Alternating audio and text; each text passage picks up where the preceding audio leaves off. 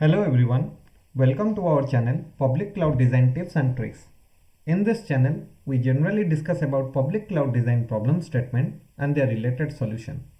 Today, we are going to discuss about Azure Managed Identity. So the problem statement, how to eliminate credential management in Azure services which supports Azure AD integration. And to realize this, Microsoft Azure has provided a beautiful feature which is known as Azure Managed Identity. Then let's try to understand what is Managed Identity. Managed Identities provides an identity for application to use when connecting to resources that supports Azure Active Directory authentication. Please focus on this point. Those resources which supports Azure Active Directory authentication mechanism, there only the Managed Identity feature can be leveraged. Applications may use the Managed Identity to obtain Azure AD tokens. Managed Identity, if we try to realize in a layman point of view, in a very basic fundamental point of view, then Managed Identity is a service principal of a special type that can only be used with Azure resources. When the Managed Identity is deleted, the corresponding service principal is automatically removed. So internally, Managed Identity is linked to a service principal which has been created inside your Azure AD. Let's try to understand the fundamentals of Managed Identity with a use case. Let you are having a web application which is getting hosted in Azure App Service, and this app service wants to interact with your SQL database. To do that interaction, what you have to do? You have to create a user in your SQL database. The user credential like user ID, password, the URL, everything will be shared with their app service, and from the app service with the credential of user ID and password, your application interacts with your Azure SQL database. But that comes to a problem where you have to do the password management.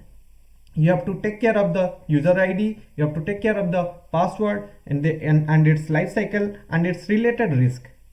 To override this, Azure has a solution which is known as Managed Identity. So Managed Identity means a identity when you are creating your app service, a identity will be created in your Azure AD that is linked to the app service. As per the definition, the identity is nothing but the service principal which will be created in your Azure AD and that will be linked to your app service. So when you are creating a user in your SQL database, that time you can use that particular identity to create the user in your SQL database. That means the user will never have a password. The identity will be linked to that user.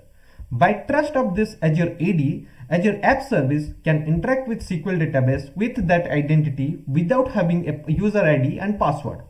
That is the basic fundamental of Managed Identity. So here you do not have to take care of the life cycle of your password management. Rather than, as the name suggests, Managed Identity, the identity will be managed by Microsoft Azure. This is the basic fundamental of Managed Identity.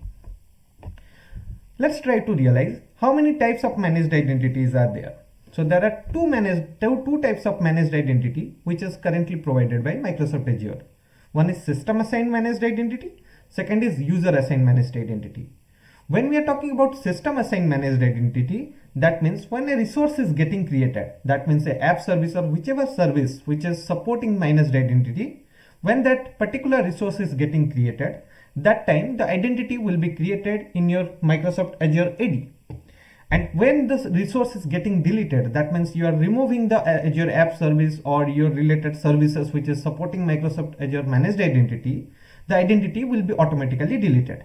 So that means the life cycle of that Managed Identity is linked to the life cycle of that particular resource or the service which you are performing or you are creating. Whereas user-assigned Managed Identity is an independent identity which will be created in your Microsoft Azure AD, and that can be latched to the service which supports Managed Identity. That means when you are deleting the resource, you are creating a user-assigned Managed Identity in Azure AD, then you have linked that identity to app service, but when you are deleting the app service, that time the identity will still be available and it will still can be reused by other services. So that is the base difference between the SystemAssigned Managed Identity and user-assigned Managed Identity. Let's try to find out few more difference. So first is the creation part. That means when the system assigned a managed identity, when the service is getting created, that time itself your managed identity is getting created. User assigned managed identity created as a standalone Azure resources. That means it is not tied to the service or the resource when you are creating it. Second, lifecycle. It is a shared lifecycle with Azure resources that the managed identity is created with. When the parent resource is getting deleted, that time the managed identity itself will be deleted. Whereas when in case of user assigned managed identity, if at all you are deleting your parent resources, that time still you will have your user assigned managed identity available in Azure AD, which can be reused by others. Sharing across Azure resources cannot be shared. It can only be associated with a single Azure resources, whereas user assigned managed identity can be shared with multiple Azure resources. Common use cases, that means the workloads that are contained within a single Azure resources, workloads for which you need independent identities. For example, an application that runs on a single virtual machine, in that case you can use system assigned managed identity. But whereas when your workloads that run on multiple resources and can share a single identity, in that case you can create a user assigned managed identity. You can think about the same example where you can create an identity and you can create a user for that identity in SQL database, and that identity can be shared with both app services as well as both virtual machines. So that is how identity can be shared with multiple cases. So that is what the base difference between a system assigned managed identity and a user assigned managed identity. Currently, Microsoft is widely supporting all these services with managed identity. They are exploring day by day. So more and more services will be added in Microsoft portal. You can get always the latest information about supported services in the Microsoft portal. So keep following the Microsoft portal. I have provided these links in the video description. So this is about the managed identity. These reference links are currently also available in the video description. If you like the video, then don't forget to subscribe our channel and share your comment via feedback in the comment box in this video.